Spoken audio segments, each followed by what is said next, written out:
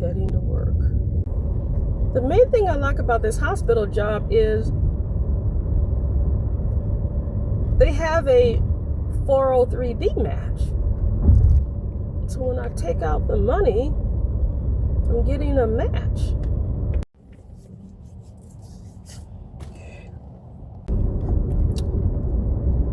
So it's been some weeks since I had to go to the urgent care because of that Medicine Mama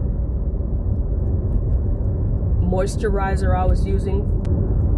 I made an appointment with the GYN doctor. I'm gonna go, the appointment I have with is the doctor that I had my total hysterectomy with. He's now with this practice that is covered by my insurance. And I am celibate. I've been celibate since my husband passed away.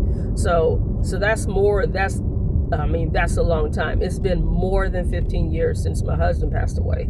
The other thing is, if you don't know, if you are on any kind of allergy medication that is an antihistamine or anything that has antihistamine-like qualities, not only will it dry up the mucous membranes in your nose or whatever, it'll dry them up in the vaginal area.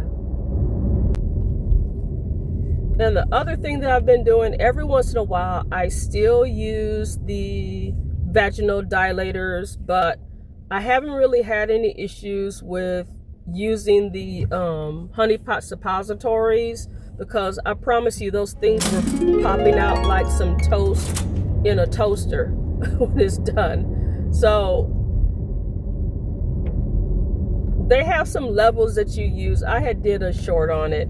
And how many times can one clutch a pearl before it either breaks or doesn't mean anything anymore? Because I'm dilators. Okay, so I bought a couple of different ones. Okay, and one of them, they're like nesting, but this other set I have, and yes, I do have two sets, because the ones that nest, you have to take a lot more time to clean those and make sure they're completely dry.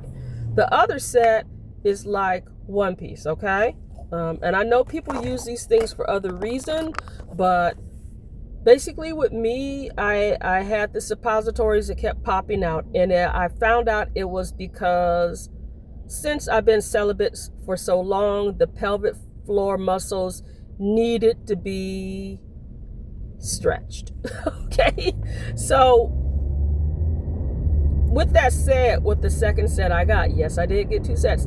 These are like one piece. Anyway, the last level, nope.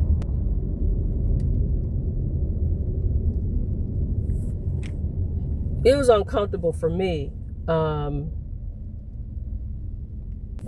Yeah. Couldn't do it. My mind is wondering, okay, because I'm trying to think back to before my husband passed away. I think he was like medium sized, I guess.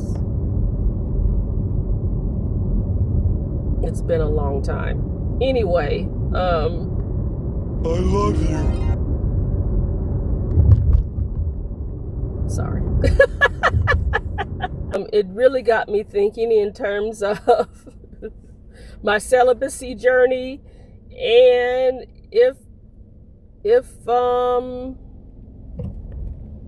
my kids end up with a stepdaddy,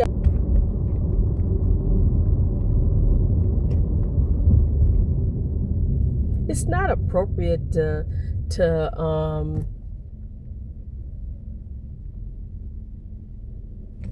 ask a man to drop trowel, but I probably would need to know.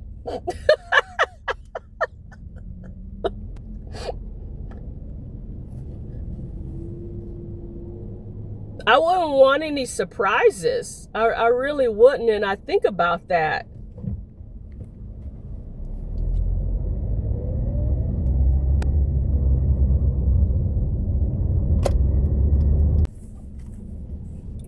So anywho, The only thing I could think about with that second set, it would have to be for somebody maybe that they had some kind of surgery. Maybe they had a surgery and they were trying to get tight and right, okay? It would have to have somebody whose cuckoo was completely like loose, okay? Anyway, so you can go back and look at some of my videos if you want to know what I'm talking about. Guys, nobody talks about this stuff a lot of time. So, yeah. I talk about it every now and then because I feel like women don't talk about this stuff. So unless you get on Reddit or something, they're talking.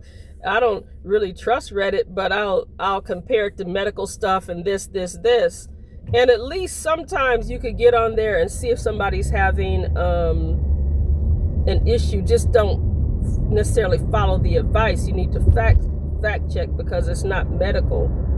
But sometimes people can be having similar experiences and stuff. So I'm just like, yeah. I wish they would stop talking about hot flashes and stuff all the time and talk about stuff like vaginal health. You push it back. Okay, finish. Look at her. Yeah, put the hand back and rub my stomach.